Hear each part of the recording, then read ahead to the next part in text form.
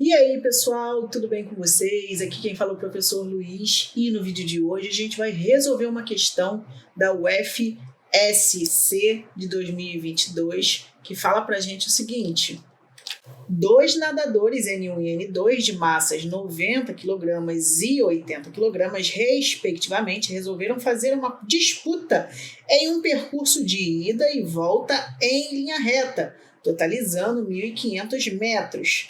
Após a competição, um professor de física modelizou os movimentos deles com os gráficos de velocidade versus tempo representados abaixo. E aí a questão continua no próximo slide falando o seguinte: considerando os gráficos e o exposto acima, é correto afirmar o quê? Então, a gente precisa analisar cada afirmativa e julgar se ela é verdadeira ou falsa para depois a gente somar as coisas. A primeira opção fala o seguinte: na primeira metade do percurso, N1 estava à frente de N2. Vamos ver se isso é verdade. Vamos entender a situação, né?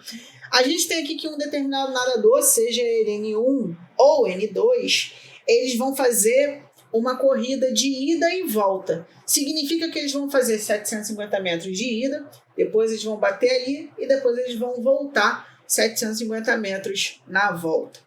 Beleza? Então, em um dado momento, a gente tem uma velocidade apontando, por exemplo, para a direita. E depois, quando eles estiverem voltando, a velocidade desses nadadores vai apontar no sentido oposto.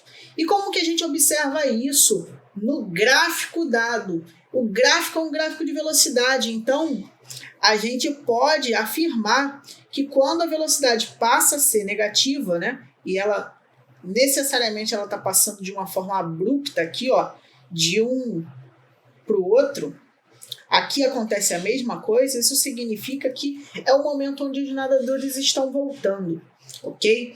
E agora a gente precisa ver se a primeira afirmativa está correta. Na primeira metade do percurso, N1 estava na frente de N2. Vamos lá. Para a gente saber quem está na frente de quem, a gente pode saber quem fez a primeira metade em menos tempo. O primeiro nadador, na primeira metade, ele fez um tempo de 7,5 segundos. Enquanto que o nadador 2, na primeira metade, ele fez um tempo de 7 segundos.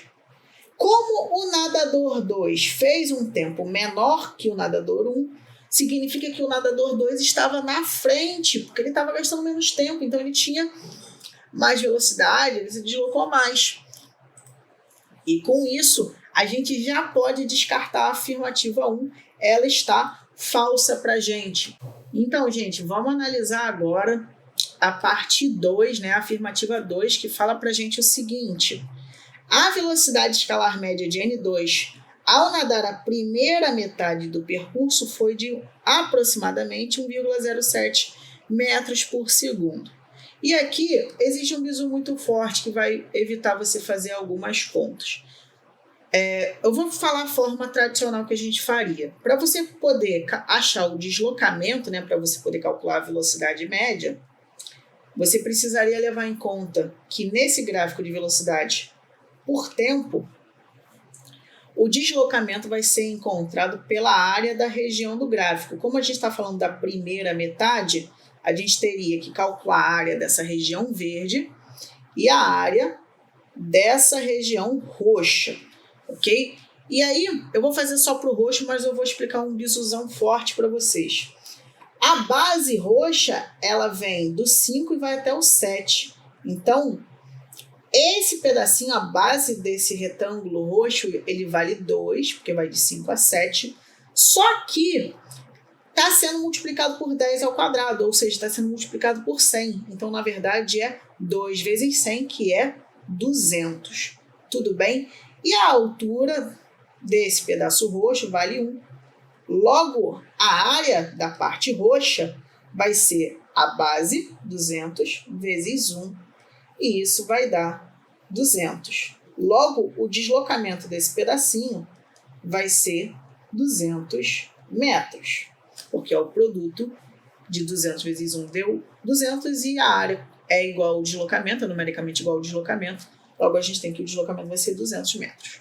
Você pode fazer a mesma coisa para o verdinho e tudo mais. Mas qual é o bisusão que pula tudo isso? Se ele está falando da primeira metade, a gente tem que lembrar que a primeira metade vai ser a metade de todo o trajeto, já que é feito de ida e volta. Ok? Então você não precisa calcular essa área. Se você calcular a área, também dá certo. Mas a gente pode dizer que o deslocamento que eles precisam fazer vai ser nada mais, nada menos do que 1.500, que é o tamanho total da piscina, dividido por 2. E isso vai dar 750 metros, ok? E agora, como que a gente faz para calcular a velocidade média? A velocidade média vai ser dada pela razão do deslocamento pelo tempo. O deslocamento vai ser 750, que é a metade que ele fez na primeira metade. E o tempo vai ser de 0 a 7, né? Que foi onde ele começa a inverter o sentido dele. Só que observa bem que é 7 vezes 10 ao quadrado. Então vai ser 700. Fazendo essa divisão, a gente vai encontrar aproximadamente 1,07 alguma coisa. Vai encontrar um número grandão, ok? E a gente pode dizer que é aproximadamente 1,07. Logo, a opção de número 2, ela vai estar correta. Vamos analisar a proposição 4, que fala para a gente o seguinte: os nadadores empataram na disputa. Para a gente saber se eles empatam ou não, a gente precisa saber quanto tempo eles demoram para fazer a ida e a volta. E isso acontece quando a reta associada a cada gráfico para de existir. Se a gente for olhar para o nadador 1, essa reta para em 15 segundos, o que nos leva à conclusão que o nadador 1, ele fez a prova em 1.500 segundos, né? A gente não pode esquecer que é 15 vezes 10 ao quadrado. E o nadador 2, a reta dele também para em 15. Não tem mais nenhuma outra reta. Significa que ambos os nadadores eles demoram 1.500 segundos para fazer a prova. Se eles demoram 1.500 segundos para percorrer 1.500 metros, os dois, significa que a velocidade média ao longo de todo o trajeto de ambos os nadadores foi a mesma e eles empataram na corrida justamente porque o tempo é igual. É 1.500 no primeiro, 1.500 no segundo. Então, sim, os nadadores 1 e 2 empataram na disputa. Proposição de número 8, considerando todo o percurso, o deslocamento de N1 foi de 1.500. Isso aqui é uma pegadinha muito forte, por sinal. E a gente precisa entender o seguinte: o nadador 1, ele vem, bate lá na parede e depois ele volta para a mesma posição onde ele estava. E como ele vai e volta para a mesma posição onde ele se encontrava, significa que a posição inicial e a posição final são as mesmas. Se a gente fizer o ΔS, a gente vai ter que o ΔS é a posição final menos posição inicial. Se esses valores são iguais, isso aqui vai resultar em 0. Logo, o deslocamento de N1 não foi de 1.500, ok? Então, essa opção está incorreta. Proposição de número 16 fala o seguinte: no instante de 300 segundos, N2 tinha uma aceleração maior que N1. E aí, se você for parar para ver os gráficos, para ter aceleração, vamos voltar aqui rapidinho. A gente precisa lembrar que a aceleração vai estar associada à mudança de velocidade com o passar do tempo. Então, perto dos 300 segundos, a gente precisa ver duas coisas: a inclinação da reta do gráfico, ok? Quando você tem um gráfico de velocidade por tempo, a inclinação da reta, né, dessa reta da curva, vai mostrar a intensidade da aceleração. Quanto mais inclinado, maior vai ser a aceleração. Se você reparar bem, em 300 segundos, que é mais ou menos aqui, ó, no 3 para os dois, ambas as retas são horizontais, elas não estão inclinadas. Se elas não estão inclinadas, significa que elas não têm aceleração, nem o nadador 1, nem o nadador 2. Você pode perceber também pelo entorno, né? A velocidade do 2 ao 4 continua com o mesmo valor. Aqui também do 2 ao 4 continua no mesmo valor. E isso vai mostrar para a gente que a aceleração é zero, porque a velocidade é constante, ou seja, não teve mudança de velocidade. Com isso, a gente pode dizer que elas não são maiores, né? Eles nem sequer tinham a aceleração. Logo, a opção 16 também é incorreta. E agora a gente vai analisar a proposição 32, que fala para a gente o seguinte: a relação entre as energias cinéticas do nadador 2 nos instantes 800 e 1200 é tal. Vamos lá, para a gente poder fazer essa proposição, a gente tem que lembrar que a energia cinética ela vai ser dada por massa vezes velocidade ao quadrado divididos por 2. E essa relação também é dada na prova, ok? No comecinho da sessão de física, a prova te dá essa relação. Vamos lá calcular a energia cinética em 800 segundos. Para isso, a gente precisa saber a massa do nadador 2, que vai ser 80, e a velocidade dele, quando está em 800 segundos, se você for reparar bem, ó, 800 é aqui, vai estar em menos 0,8. Então, vamos colocar isso. A massa é 80 vezes menos 0,8 ao quadrado, divididos por 2.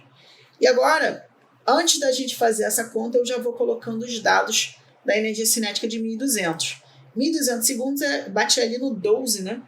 E do 12, a velocidade dele é de menos 1, e a gente vai substituir esse valor. A energia cinética vai ser, a massa é o mesmo nadador, então a massa vai ser 80 vezes menos 1 elevado ao quadrado, divididos por 2. E agora a gente precisa fazer essas duas contas. Fazendo a divisão, né, de 80 por 2, a gente vai encontrar 40 vezes menos 0,8 vezes menos 0,8. Menos com menos vai ficar mais, então esse resultado vai ser positivo. E essa energia cinética aqui de 800, a gente vai encontrar o seguinte. Vamos multiplicar 40 com 0,8. Sempre que você estiver multiplicando dois termos e um termina em 0 e outro começa com 0, você pode dar uma cortadinha nos zeros. É um macetinho, tá bom? E aí vai ficar 4 vezes 8. 4 vezes 8, 32. E a gente fez o produto de 40 com 0,8, encontrando 32. Falta multiplicar por 0,8. Agora eu vou fazer normal. Ó. 8 vezes 2 vai dar 16, aqui vai 1. 8 vezes 3, 24, mais 1, 25. E como tem uma vírgula, vai ser 25,6. E agora a gente vai calcular a energia cinética de 1.200. Fazendo a divisão, a gente vai ter 40 aqui, vezes menos 1 ao quadrado, gente, vai ser menos 1 vezes menos 1. Então, a gente vai ter aqui menos 1 vezes menos 1. Menos com menos vai ser mais, isso aqui vai dar 40. Aqui, lembrando que a unidade vai ser o joule, ok? E agora a gente precisa calcular a razão, né? Porque ele pede uma relação entre a energia cinética de 1.200 e a energia cinética de 800. Vamos fazer uma razão com isso. A gente vai ter, então, ó, a energia cinética. Vou pegar a energia cinética de 1.200 e dividir pela energia cinética de 800. Luiz, por que você vai fazer essa razão? Porque toda vez que eu quero estabelecer uma comparação entre duas grandezas, entre dois valores, a gente faz uma divisão, ok? A razão é uma forma da gente comparar valores. Show de bola? E aí eu vou substituir os valores que a gente encontrou. A gente encontrou para o 1.200, 40 e para o 800, 25,6. E agora eu vou tirar a vírgula daqui. A gente pode reescrever isso aqui como? Como tem uma vírgula, a gente multiplica por 10 em cima e 10 embaixo. A gente vai encontrar 400 divididos por 256. E agora eu vou fazer o seguinte, ó, vou repetir isso aqui, ó, energia cinética de 1.200 sobre energia cinética de 800. E vou dividir aqui por 2 em cima e dividir por 2 embaixo. A gente vai ter o seguinte, 200 sobre, aqui vai dar 128. Uma forma de ir um pouquinho mais rápido é se você tiver um bom olho e já simplificar aqui por 8. em cima e 8 embaixo. Simplificando 200 por 8, você vai encontrar 25 aqui, e aqui você vai encontrar 16. Passando esse cara para o outro lado, multiplicando, a gente vai ter o seguinte, eu vou puxar aqui do lado esquerdo. A gente vai encontrar aqui a energia cinética de 1.200 vai ser igual a 25 sobre 16 da energia cinética de 800. E esse é o resultado que a gente estava procurando e esperando. Assim, a gente pode afirmar que a proposição 32 está correta. E agora a gente precisa fazer a soma para ver qual é o valor dos itens corretos. A gente vai pegar 2, somar com outro item que está correto, 4, e somar com o 32. Fazendo isso, você vai encontrar 38. E assim a gente finaliza essa questão super grande. E eu vou ficando por aqui, desejo uma ótima semana, bons estudos e até a próxima. Tchau, tchau!